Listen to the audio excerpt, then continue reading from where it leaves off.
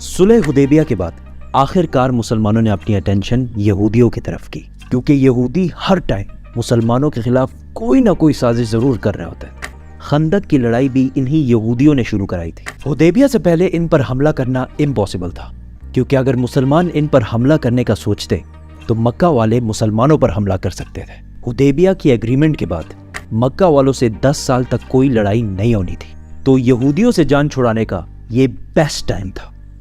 और यहूदियों का हेडक्वार्टर था खैबर। खैबर का किला पूरे अरब में सबसे ताकतवर किलों में से एक था। अरब ऑलमोस्ट सारा ही डेजर्ट है, लेकिन खैबर में फार्म्स और फ्रूट्स और ये चीजें बहुत ज्यादा थी, जिनको पूरे अरब में एक्सपोर्ट कर दिया जाता। और उससे जितना पैसा बनता था उस सारे को यहूदी इस किले में सेव करके रखते थे, क्योंकि उनको पता था कि खैबर को फतह करना इम्पॉसिबल है। मुसलमानों ने बहुत ही सीक्रेटली खैबर पर हमले की तैयारी शुरू कर दी, लेकिन मदीना के मुनाफिकों ने पहले ही खैबर वालों को बता दिया कि भाई सिर्फ 1500 लोगों की फौज तुम्हारे तरफ आ रही है और तुम लोग तो वैसे भी बहुत ज्यादा हो, आराम से इनको हरा देना। यहूदियों ने भी इस खबर को बहुत लाइटली लिया। यहूदी एक दिन सुबह अपने खेतों पर काम करने निकले तो अचानक सामने मुसलमानों की फौज खड़ी थी, तो वो चीखने लगे कि मोहम्मद आ गया है, मोहम्मद आ गया है, और भागकर वापस किले में चले गए। खैबर मदीना से ऑलमोस्ट 150 किलोमीटर दूर है, और अगर आज भी गाड़ी में जाए तो 2-2.5 घंटे लग जाते हैं। और खैबर के इस किले के 2 मेन हिस्से थे, एक हिस्से में 5 बड़े किले और दूसरे हिस्से में 3 किले थे। तो मुसलमानों ने पहला हमला खैबर के इस किले पे किया। पहला किला फतह करने की बहुत कोशिश के बावजूद कोई फायदा नहीं हुआ। तो रसूलुल्लाह सल्लल्लाहु अलैहि वसल्लम ने कहा कि कल मैं एक ऐसे आदमी को झंडा दूंगा, और झंडा देना मतलब एक ऐसे आदमी को लीडर बनाऊंगा जो अल्लाह और उसके रसूल सल्लल्लाहु अलैहि वसल्लम से मोहब्बत करता है और अल्लाह और उसके रसूल उससे मोहब्बत करते हैं। सारे सहाबी इस उम्मीद में थे कि काश ये झंडा हमें मिल जाए। इवन हजरत उमर रज़ी अल्लाह ताला अन्हु ने कहा कि मैंने कभी भी जिंदगी में लीडरशिप की ख्वाहिश नहीं की सिवाय खैबर के इस दिन की। रसूलुल्लाह सल्लल्लाहु अलैहि वसल्लम ने सारे बड़े उम्र के सहाबा छोड़कर झंडा सिर्फ 29 ईयर ओल्ड अली बिन अबी तालिब के हाथ में दिया। तो हजरत अली ने खुश होकर कहा कि मैं आखिरी दम तक इनसे लड़ूंगा। लेकिन रसूलुल्लाह सल्लल्लाहु अलैहि वसल्लम ने कहा टेक इट इजी, इनको इस्लाम की दावत दो। अगर एक शख्स भी तुम्हारी वजह से इस्लाम कबूल कर ले तो ये हमारे सारे ऊंटों से बेहतर है। हजरत अली रज़ी अल्लाह ताला अन्हु फौज लेकर गए और पहले किले पर हमला किया। इस किले का जो चीफ था उसका नाम था मरहब, और ये मरहब पूरे अरब में अपनी ताकत की वजह से मशहूर था। मतलब इससे लड़ने का कोई सोच भी नहीं सकता। उसने सामने आकर मुसलमानों को चैलेंज किया, तो हजरत अली रज़ी अल्लाह ताला अन्हु सामने गए और क्वाइट इजीली उसको हरा दिया, जिसकी वजह से इसकी जगह हजरत अली पूरे अरब में एज अ वॉरियर मशहूर हुए। इसी के साथ लड़ाई शुरू हुई और काफी खतरनाक लड़ाई हुई, और यहूदी भी बहुत जोश से लड़ रहे थे, क्योंकि वो भी अहले किताब हैं, उनके लिए भी जन्नत, शहादत, ये सारे कॉन्सेप्ट्स तो हैं। जंग काफी देर तक चली, लेकिन आखिरकार यहूदी इस किले को खाली करके दूसरे किले में चले गए, और इस तरह खैबर का पहला किला फतह हो गया।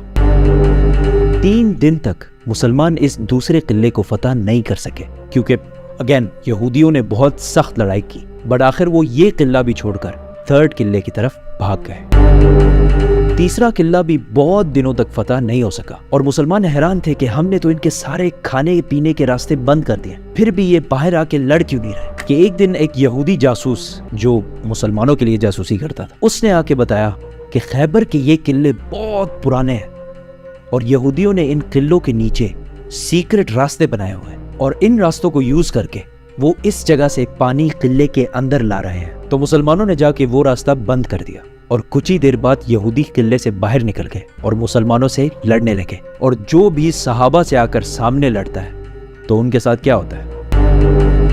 3 किले फतह करने के बाद 4था किला भी मुसलमानों ने इसी तरह आसानी से फतह कर लिया, और यहूदी 4थे किले को भी छोड़कर 5वें और आखिरी किले की तरफ चले गए। 5वां किला फतह करना इम्पॉसिबल था, क्योंकि ये एक पहाड़ के ऊपर बना हुआ था, और जो भी इसके पास जाता यहूदी उसको तीर मार मार के भगा देते। इसीलिए यहूदियों ने अपने औरतों और बच्चों को भी इसी किले में रखा था, और यहूदियों का सारा माल, गोल्ड, सिल्वर, एवरीथिंग, सारा कुछ इसी किले में पड़ा हुआ था। और अगर हिस्ट्री ने हमें एक चीज सिखाई है, वो ये है कि सबसे ज्यादा पैसा हमेशा यहूदियों के पास पड़ा होता है। تو اگین مسلمانوں نے بہت کوشش کی اس قلعے کو فتح کرنے کی، بٹ اٹ واز امپاسبل۔ یہاں پہ اور کوئی راستہ جب نہیں تھا تو رسول اللہ صلی اللہ علیہ وسلم نے ٹیکنالوجی کا فل یوز کرتے ہوئے ریمز اور کیٹاپلٹس کو سامنے کیا اور یہودیوں پر بمباری شروع کر دی اور اس قلعے کے دیواریں توڑنے لگے، اور بہت کوشش کے بعد آخر کار قلعے کی ایک سائڈ کی دیوار گر گئی، اور یہ دیکھتے ہی مسلمانوں نے فل فلیج حملہ کر دیا اور یہودی عورتوں، بچوں، گولڈ، سلور سب چھوڑ کے وہاں سے قلعے کے دوسرے حصے میں بھاگ گئے۔ اب یہاں پہ کچھ ہسٹورینز کہتے ہیں کہ آخری کے 3 قلعوں نے سرنڈر کیا، اور کچھ کہتے ہیں کہ 2 نے سرنڈر کیا اور 1 کے ساتھ لڑائی ہوئی، بٹ دیٹ ڈزنٹ میٹر، خیبر فتح ہو گیا۔ آخر یہودیوں نے سخت لڑائی کے بعد سرنڈر کر دیا اور رسول اللہ صلی اللہ علیہ وسلم نے ان سب کو معاف کر دیا، لیکن خیبر میں جتنا بھی فوڈ اور فروٹس کی پروڈکشن ہوتی ہے اس کا ہاف مسلمانوں کو دینا ہوگا، جس پر یہودیوں نے خوشی سے ایگری کیا۔